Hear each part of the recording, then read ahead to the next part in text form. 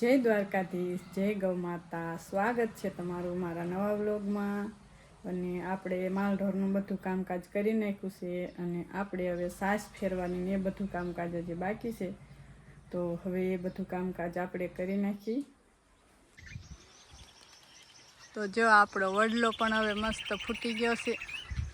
નવી ફૂટું આવી ગયું છે. જૂના પાન બધા ખરી ગયા ને હવે નવી ફૂટું ચાલુ થઈ ગઈ છે.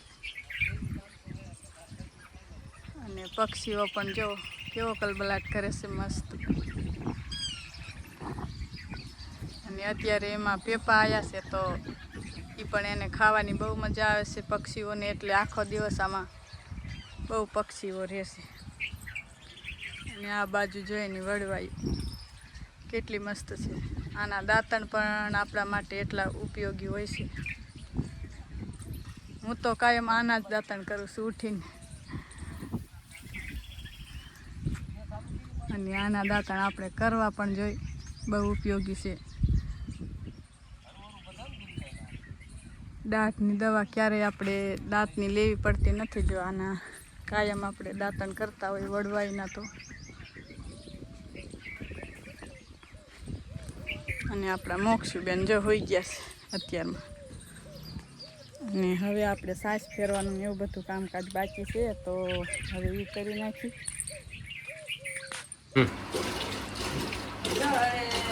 સાસ ફેરવાનું કામ લઈ લીધું છે આપણે. માલઢોરનું બધું કામકાજ થઈ ગયું અને આપણે આજે સાસ ફેરવાનું કામ છેલ્લે રાખ્યું છે. જેમ કે વહેલી 5 વાગે અત્યારે અમારે લાઇટ આવે છે તો જાનવીર પપ્પાને પાણી વાળવાનું અને મારે રસોઈ બનાવવાનું ને માલઢોર ધોવાનું ને એવું બધું કામ મારે હોય તો પછી સાસ ફેરવાનું મોડું થઈ જશે. આ કામ છેલ્લે રાખ્યું છે. આપણે હાથે ફેરેલી સાસ બહુ મીઠી થાય છે અને એનું ઘી ને માખણનો પણ બહુ મહિમા છે. હાથે ફેરેલી હોય તો દેશી વલોણાની જો હાથેથી ફેરી છે એની સાસ.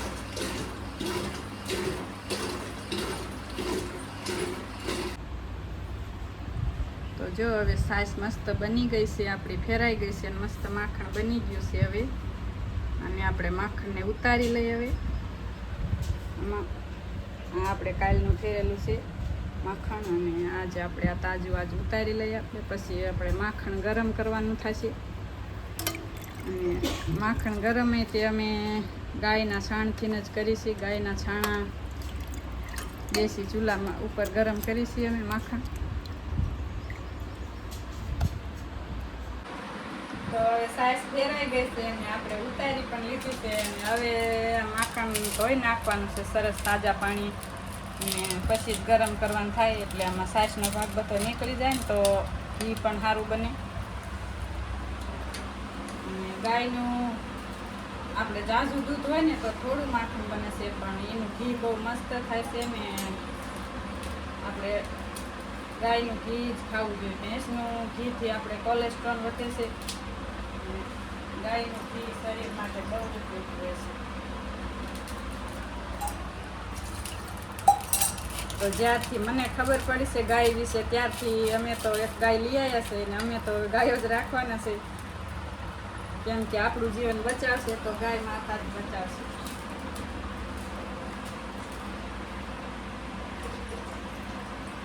માખણ ધોવાઈ ગયું છે સરસ અને આપણે હવે આને ગાયના છાણાથી ગરમ કરવાનું છે. બના લેજો. આપણે હવે ઘી ગરમ કરવા મૂકી દીધું છે. સાણાનો ભઠ્ઠો ભરીને ધીમા તાપે ઘી ગરમ થાય છે. આપણે ગીર ગાયનું ઘી ને આને આપણે ધીમા તાપે જ ગરમ કરવાનું છે.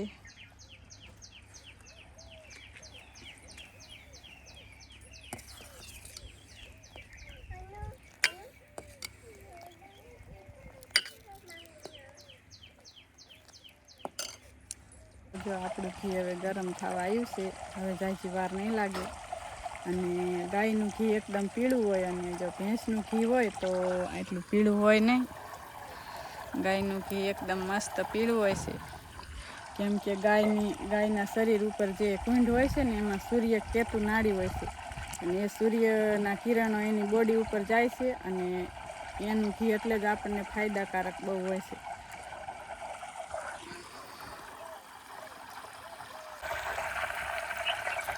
આપણા વેદોમાં અને પુરાણોમાં બધે કહ્યું છે કે ગાયનું ઘી તો આપણે દેણું કરીએ ને પણ ખાવું જોઈએ.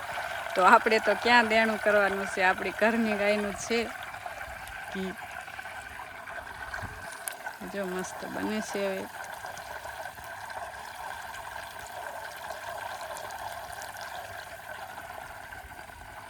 આ ઘણા બધા રોગ સામે લડવાની શક્તિ હોય છે આ ગીર ગાયના ઘીમાં. અને આપણે છાણાથી જ ગરમ કરવાનું, હંમેશા ગેસ ઉપર નહીં ગરમ કરવાનું. અને સ્ટીલનું અથવા લોખંડનું વાસણ હોય તો બહુ સારું. જે એલ્યુમિનિયમ ટેન આવે છે એમાં નહીં ગરમ કરવાનું, આપણે ટેનના વાસણમાં. આપણે સ્ટીલનું કાં લોખંડનું લેવાનું વાસણ. શું મોક્ષાબેન, હે ઘી ખાવું છે? ઘી ખાવું છે? ઘી તો મોક્ષુબેન કે ઘી ખાવું છે.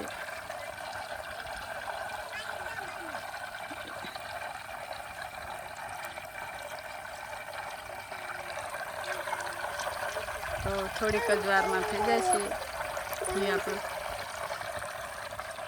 શું કહેશ મોક્ષુ, તારે ઘી ખાવું? તને ભાવે ઘી? તને ગાયનું ઘી ભાવે? હે બેટું, આમ ચૂલામાં પડતો નો, આ બાજુ ઉભો રહે. તું દાદા ઘીરે જોતો તે લુગડા કેમ પલાળ્યા? જો માર મોક્ષુબેન લુગડા પલાળીને આવી ગયા છે. ભૂ પીવે તો લુગડા પલાળ દેવાના કા.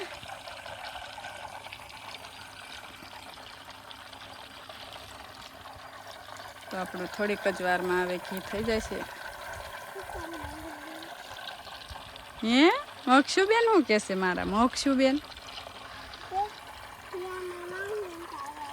બપોરના 2 વાગી ગયા છે ને આપણે જો બપોરા પાણી કરીએ ને કપડાં ધોવા આવી ગયા છે.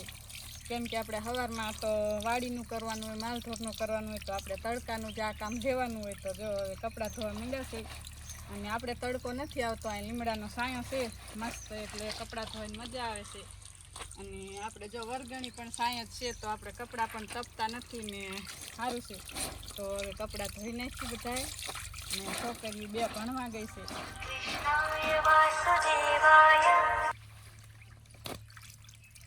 મોક્ષા અને કીર્તિ 2 આજે એના દાદાને ઘરે ગયા છે. અને તો એ કપડાં ધોવા દે બપોર નાખ. તો મોક્ષાબેન બપોર હુવે એટલી ઘડી જ કામ કરવા દે. ને એક જણું તો મોક્ષામાં જોઈ પછી રાખવામાં. તો આજ તો એની દાદી પાસે ગઈ છે મોક્ષુ, તો કપડાં ધોવા દેશે. આ કામ તો મારે તડકાનું જ લેવું પડે બપોર, પછી હાનનું બીજું કામ વાડીનું હોય. તો જો આપણે હવે સાસ ફેરવાનું, ઘી તાવાનું ને એવું બધું કામકાજ કરી નાખ્યું છે. ને આપણે હવે નીણ હારવા આવી ગયા છે. તો આપણે આ બધું પડું ખાલી કરવાનું છે. અને આપણે આમાં નવું વાવેતર કરવાનું છે, તો ખાલી કરવાનું છે. તો હવે આવી ગયા છે ને જો એટલી એમ હાર લઈ આવે નહીં તો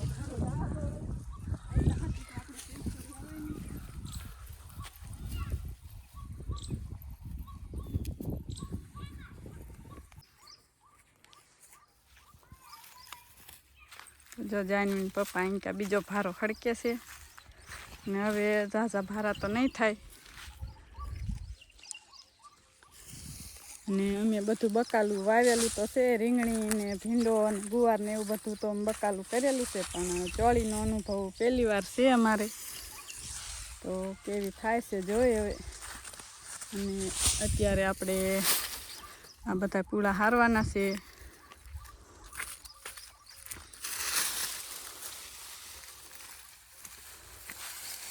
તડકો હારો કાજ દિવ્યા, હા દિવ્યા, દિવ્યા બેટું પાણી ભરતે ને કરશો. જાનવીન પપ્પાને તરસ લાગી જશે. દિવ્યા બેન કરે છે આજ તો એને પાણીને કળશો ભરીને આવે છે હવે પપ્પા હાટું. અને મારે હવે આ ભારો લઈને જવાનું છે નાખવા. માલઢોર બાંધ્યા અહીંયા. આજ અમારે દિવ્યાબેન ભણવા નથી ગયા. દિવ્યાબેન આજ ભણવા નથી ગયા. કેમ ન ગયા? હાથમાં મત કર્યું તો કે મારે ભણવાનું છે. એમાં દિવ્યાબેનને બાના તો જોઈ પાછા. આજે ને બાનું મળી ગયું તો ભણવા જે ગઈ નથી. જાનવીબેન એક ગયા છે. જો મોક્ષાબેન કંઈક હાથ પાડે બેઠા બેઠા પાણી ભરતા. તો હાલો હું આ ભારો નાખી આવું ફટાફટ ને આપણે આટલું હારી લઈ અને હજી પણ જો એટલા વાદળા છે. તો હવે 5 વાગી ગયા છે અને આપણે બધી નીણ હરાઈ ગઈ છે પડડામાંથી અને પડું ખાલી કરી નાખ્યું છે. અને હવે જો માલ પાવા જાનવીન પપ્પા આવી ગયા છે અને જો માલને ધમારે છે ભેંસને. ઉનાળો છે તો માલને પાણી તો બહુ ગમે. ઓ હે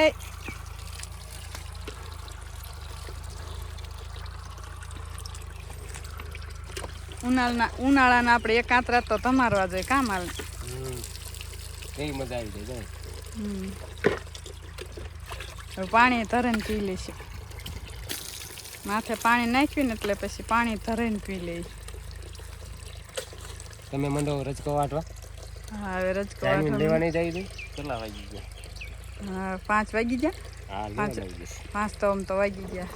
5:30 થઈ ગયા. તો જાનવીને લેવા જવું જશે. તો આપણે હવે રજકો વાટવા આવી ગયા છે ને જો રજકો વાટલો વાટી નાખો અને હજી આપણે વાટવાનો છે. હજી તો આપણે 1-2 ગાંડી જે વાટવાનો થશે.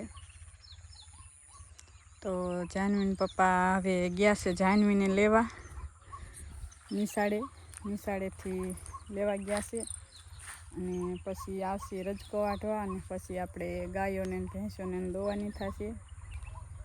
અને બસ તો આજનો વિડીયો મેં અહીંયા પૂરો કરીશી. તો વિડીયો તમને ગમે તો લાઈક શેર અને અમારી ચેનલમાં નવા હોય તો અમારી ચેનલને સબસ્ક્રાઈબ કરજો. તો મળશું એક નવા વિડીયોમાં. તો ત્યાં સુધી મારા સૌને રામ રામ.